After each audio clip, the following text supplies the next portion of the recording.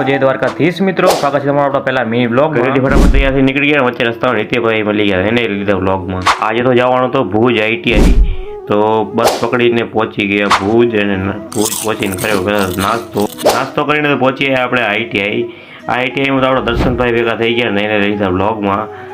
આજ તો હતો આપણો થેલીથેમિયા ટેસ્ટ, તો ટેસ્ટ દઈને આપણે નીકળીને ફટાફટ